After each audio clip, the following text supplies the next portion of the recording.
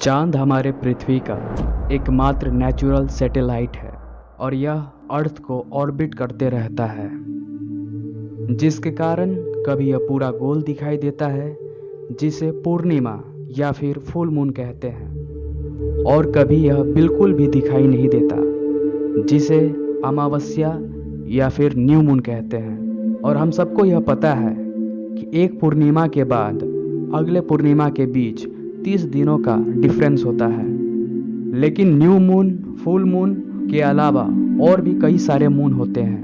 मेरा मतलब है मून तो एक ही होता है, लेकिन उसके साथ होने वाली घटनाओं के कारण इसके नाम के आगे कुछ एडजेक्टिव लग जाता है, जैसे new moon, full moon, super moon. इन्हीं में से एक है ब्लू मून।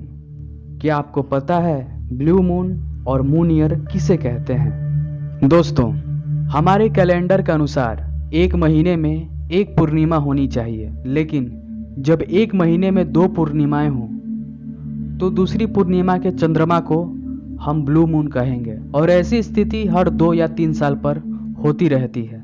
2012 के अगस्त में 2 पूर्णिमाएं देखी गई थी।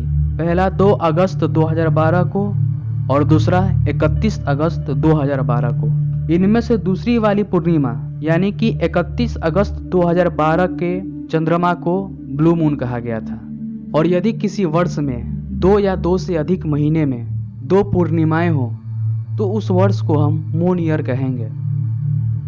साल 2018 एक मून ईयर था, क्योंकि इसमें 2 और 31 जनवरी को यानी सिर्फ जनवरी में 2 पूर्णिमाएं हुई थी।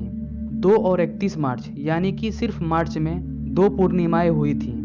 अब हम यह जानेंगे कि ब्लू मून हर 2 या 3 साल के बाद क्यों होता है। यह हम जानते हैं कि चांद पृथ्वी का एक पूरा चक्कर लगाने में 29.53 दिन लगाता है और एक वर्ष में लगभग 365.24 दिन होते हैं। इस प्रकार एक साल में चंद्रमा पृथ्वी का 12.37 बार परिक्रमा करेगा। और व्यापक रूप से इस्तेमाल किए जाने वाले ग्रेगोरियन कैलेंडर यानी जिस कैलेंडर का हम लोग अनुसरण करते हैं, इस 12.37 को 12 मानकर चलता है, और इस तरह एक वर्ष में 12 महीने और आमतौर पर हर महीने में एक पूर्णिमा होता है। इस प्रकार प्रत्येक कैलेंडर ईयर में चंद्रमा के 12 बार पृथ्वी का पूर्ण परिक्रमा करने के बाद भी 11 दिन अधिक होते हैं, और हर वर्ष इन अतिरिक्त 11 दिनों को जोड़ने पर हर 2 या 3 वर्षों में एक ऐसी स्थिति होती है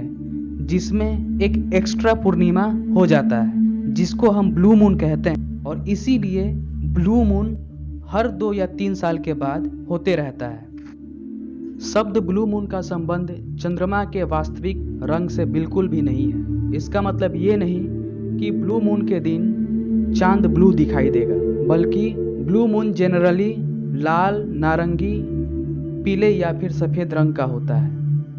लेकिन कभी कभी वायुमंडलीय परिस्थितियों के कारण इसका रंग नीला भी दिखाई देता है, लेकिन यह हमेशा हो यह जरूरी नहीं है। तो ये थी हमारी आज की वीडियो ब्लू मून के बारे में। धन्यवाद।